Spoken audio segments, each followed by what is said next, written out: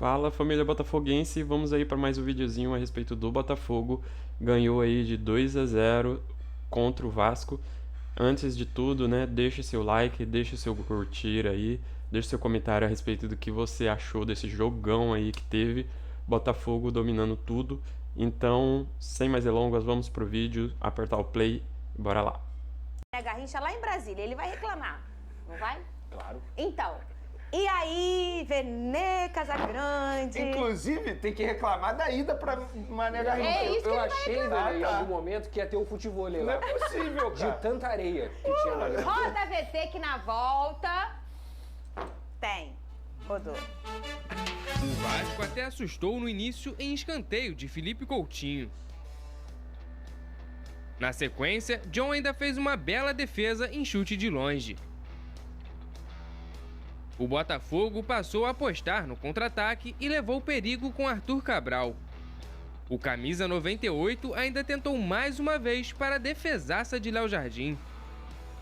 Na terceira, não teve jeito. Aproveitou o rebote para abrir o marcador, 1-0. O gol fez o alvinegro se soltar. E em bela jogada, Nathan Fernandes fez o segundo do Bota, para sacramentar a vitória no Mané Garrincha. Final, Botafogo 2, Vasco 0. Cadê minha cavalaria, DJ Careca? Devo sonhar, Vene Casagrande? Deve? Claro que deve. Olha só, eu avisei pra torcida do Fogão. Se acalma que o papai tem um plano. Lucas Pedrosa, boa tarde pra você. Tarde. Esqueci. Tudo bem que o adversário ajudou um pouco, né, Fernandinho? Olha, Vene. O Pedrosa Olha lá. fazendo a análise correta. Calma, errado? Não. Não, tem. Eu falei que esse Vasco ia dar trabalho. Pra Só mim. disse pra quê?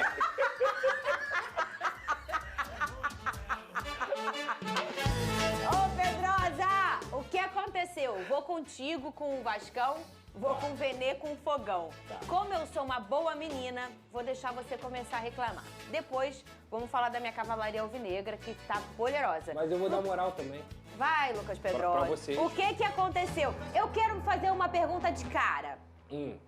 Essa derrota do Vasco foi sobre o Botafogo e sua melhora ou mais, né? Porque sempre tem um equilíbrio, mas mais sobre o Botafogo e sua melhora ou sobre o Vasco e as suas falhas? Os dois. Os dois equilibradinho? Equilibradinho. Então me conta, Pedrosa, o que te estressou Vamos naquele lá. bom sábado à noite? Primeiramente, boa tarde a todos. Infelizmente, o Vasco segue me dando trabalho. Um mês de férias e não foi suficiente. Mas vamos falar sério agora. O Vasco e o futebol, ele não entra perdendo em qualquer jogo. Seja lá qual for. É 0-0. O futebol não se perde de véspera.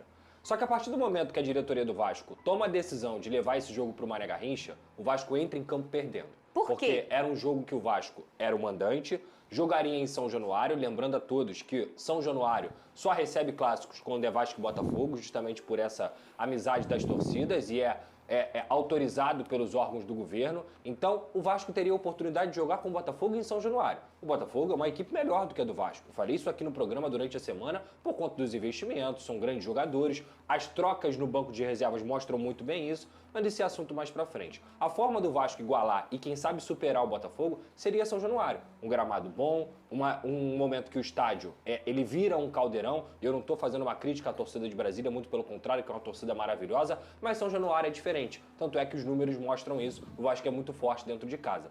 E a diretoria do Vasco toma uma decisão de, por conta de 2 milhões e meio de reais, de levar esse jogo para o Mané Garrincha. 50-50, a torcida do Botafogo compareceu em peso, porque também é muito grande lá no Mané Garrincha, lá em Brasília.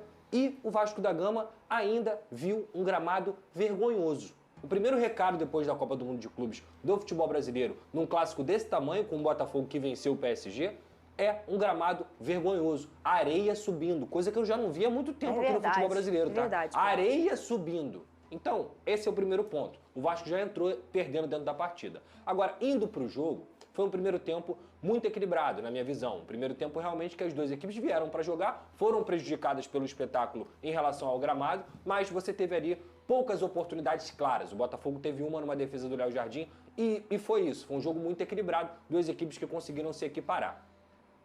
No segundo tempo, o Botafogo consegue fazer um gol com 3 minutos de partida.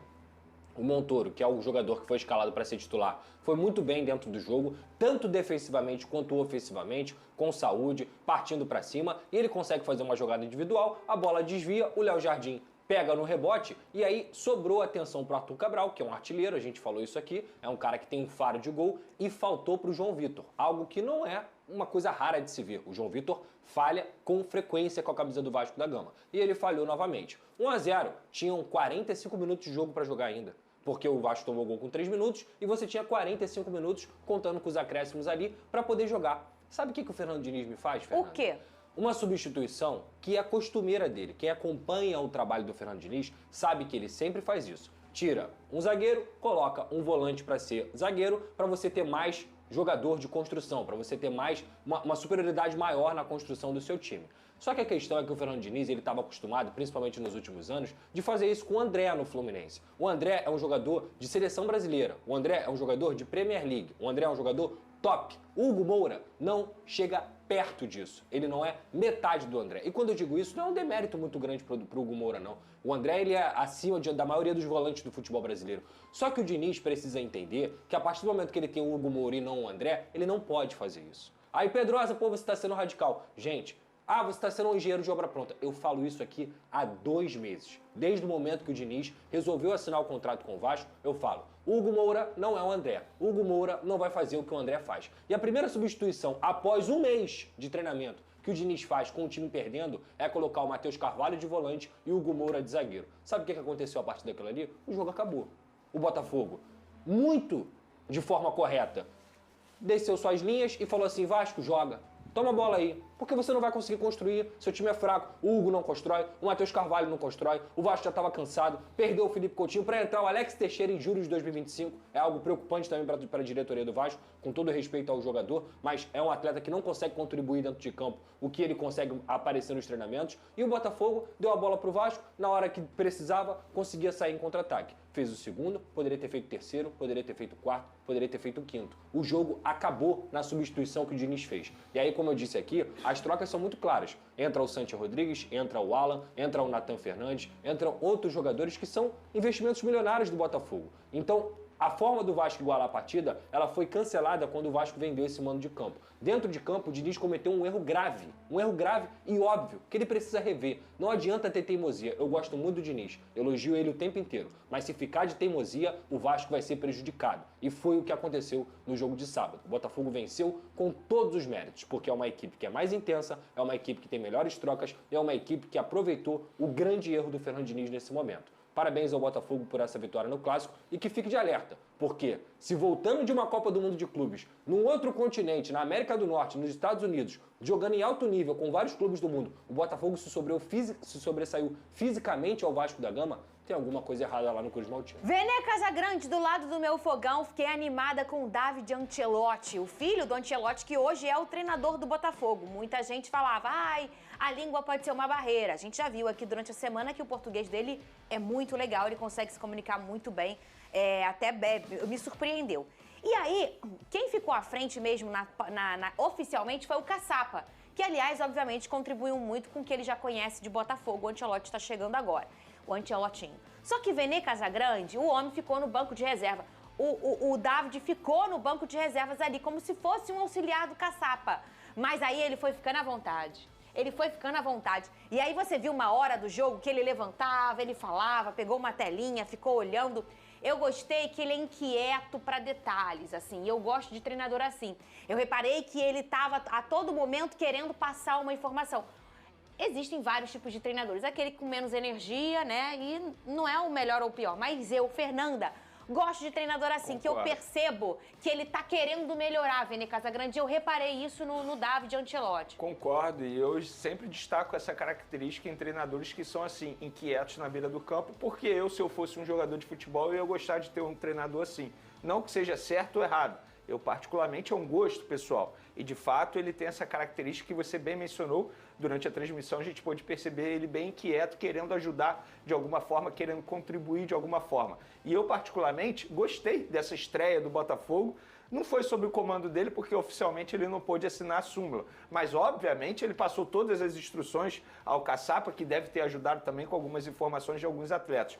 Por exemplo, a principal mudança foi justamente na escalação. Quando ele para de utilizar 3 volantes, esquema que a gente pôde perceber na Copa do Mundo de Clubes, e eu não sei se o Renato Paiva iria continuar assim, mas querendo ou não, já foi uma mudança, fazendo uma comparação. E o Montoro entrou muito bem. Outra mudança também, a gente pôde ver um Botafogo marcando muito alto, sob pressão, que é uma característica que a gente pôde perceber na Copa do Mundo de Clubes, que atualmente as equipes jogam dessa maneira. Não só o Botafogo agora com o Ancelotti, como você disse, os laterais avançando bastante. Então, com isso, contribuiu demais para poder o quê? Sufocar o Vasco da Gama. Tanto é que a gente pôde ver um Coutinho não conseguiu fazer muita coisa. O Nuno Moreira, que é um dos destaques do Vasco da Gama na temporada, também não conseguiu fazer muita coisa. O Tietê, que seria o responsável ali para dar um alívio ao meio de campo do Vasco, também não conseguiu respirar. Por quê? Porque a marcação no Botafogo, de fato, se ajustou dentro de campo e pegou o Vasco da Gama. E eu acho que o Botafogo fez uma partida muito boa, mereceu vencer. Talvez o placar poderia ter sido até mais elástico, na minha opinião. Acho que o Vasco, entre aspas, comemora ter sido apenas 2-0, mas a gente pôde ver algumas características interessantes do novo treinador do Botafogo, que fez alguns ajustes. A tendência é que melhore daqui para frente. Destaques aí para Montoro, que fez uma bela partida, foi se soltando. No primeiro tempo Sim. ele ainda estava mais discreto, depois ele foi se soltando um pouco mais. Barbosa, Alex Telles, é chovendo molhado agora. O menino Caio Fernando, era o Pantaleão, agora ele quer que chame Caio Fernando. Que partida fez o menino, muito Inclusive, seguro, Fernanda, nota 10 para ele, gol, o zagueiro, o novo zagueiro do Eu não Botafogo. lembro se foi o primeiro ou o segundo gol, mas um dos gols do Vasco, do Botafogo, sai após Foi uma o roubada segundo- de bola dele foi o segundo no gol. meio de campo. Por quê? Porque ele já estava avançado. Sim. A marcação alta, exatamente. E ele é uma potência defensiva muito seguro, mas também ofensiva. Nas bolas paradas do Botafogo, Apareceu. ele sempre aparecendo. Olha aqui, você tá rindo da gente, que o estresse tá aqui, daqui a pouco o estresse vem pra cá, ó. Tá? Zero estresse.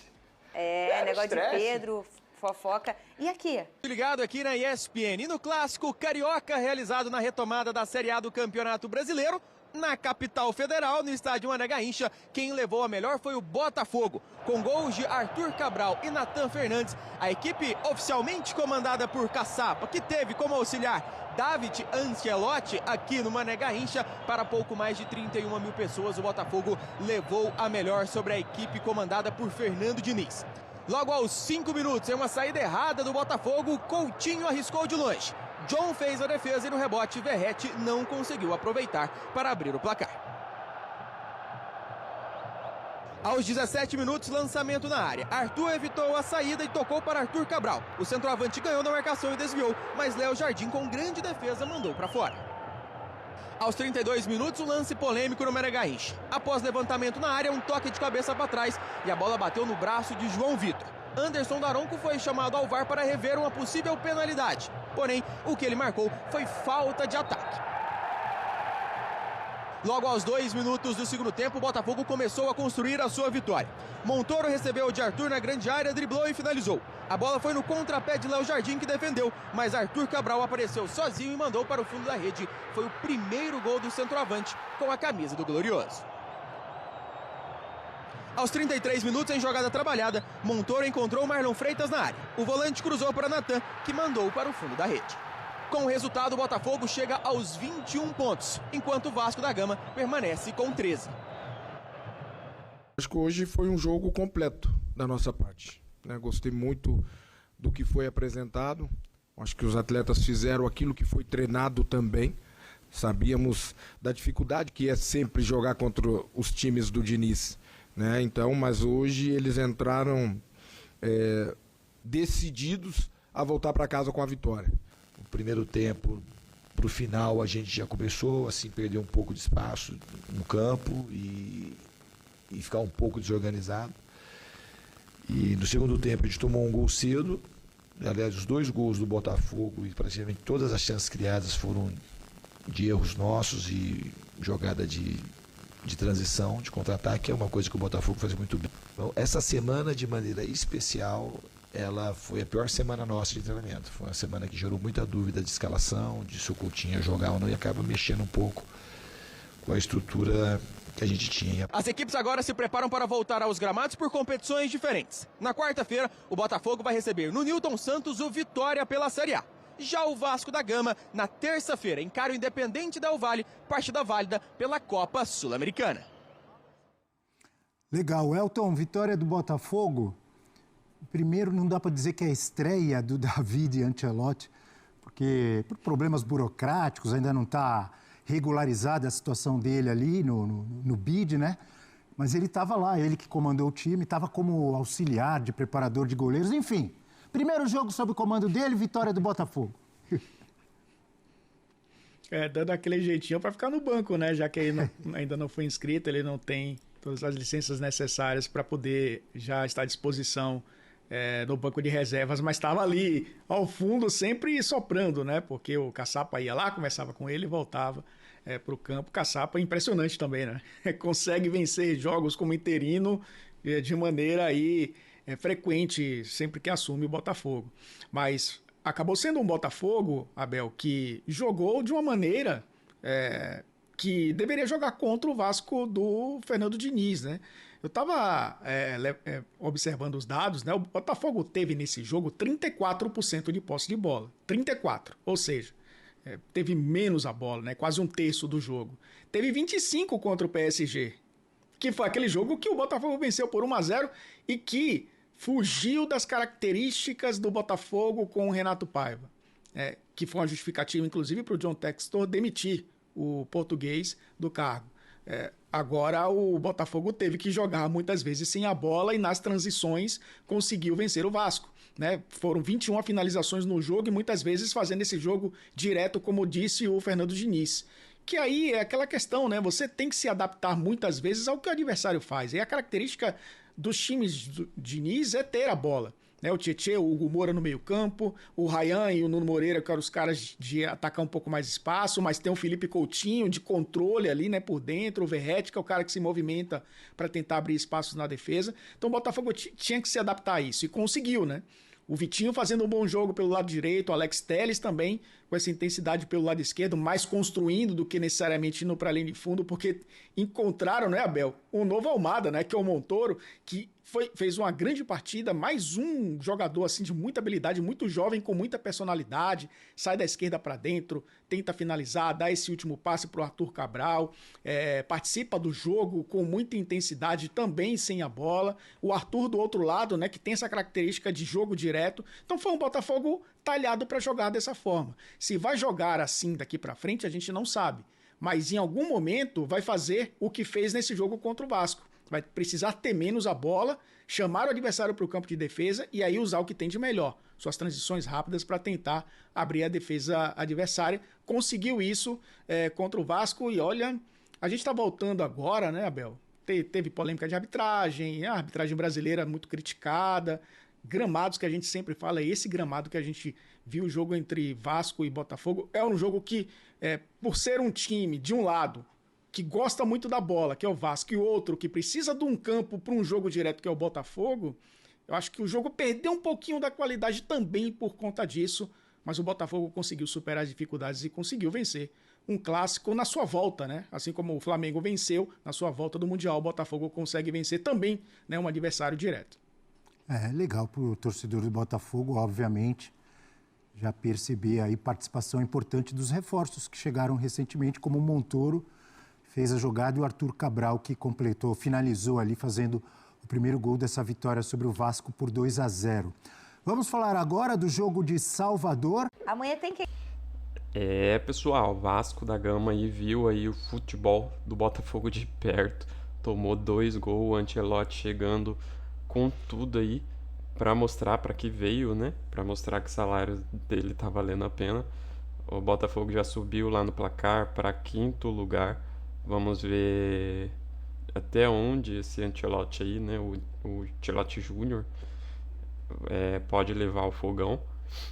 E vamos ver uma noticiazinha aqui a respeito do Botafogo, né? Umas notícias que eu separei antecipadamente. Isso aqui, pessoal, é mais uma curiosidade, né? Sim, uma coisa que eu fico pensando, o Thiago Almada, ele foi vendido, ele jogou pelo Botafogo, foi um dos porra, foi um dos destaques do Botafogo. E foi pra fora, né?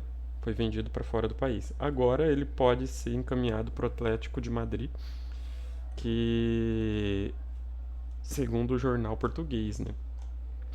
Segundo a matéria, o treinador argentino Diego Simeone desempenhou um papel crucial na escola do jogador, que anteriormente parecia estar e se juntar ao Benfica, a equipe comandada por Bruno Lage. Nesta segunda-feira, outro jogador, Jornal de Portugal, o jogo revelou que o Nottingham Forest, que recentemente contratou os ex-jogadores do Botafogo, Igor Jesus e Jair, também manifestou interesse no Almada. Além do ingleses, o Zenit e o Benfica também tinham interesse no meio argentino. De acordo com o Record, a oferta apresentada pelo Benfica foi de 26 milhões de euros em troca de 60% dos direitos econômicos do jogador argentino. Não queremos vender. Em junho, John Tester, o proprietário Leon, descartou negociar Thiago Almada com o Benfica. Falei com eles, Benfica, mas até foi mais por respeito pela boa relação que tenho com o Benfica. Como sabe, estivemos em negociação recente por causa do Arthur Cabral. A minha conversa com o Benfica foi para classificar que não vamos vender o Thiago Almada, disse o Testor, né? Então, tá aí, pessoal, uma noticiazinha aí rápida a respeito do Thiago Almada, que foi essencial pro futebol botafoguense ano passado, né?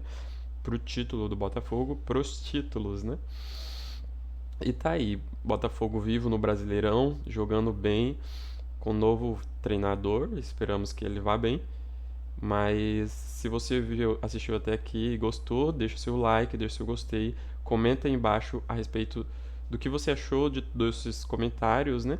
E muito obrigado por assistir e até a próxima.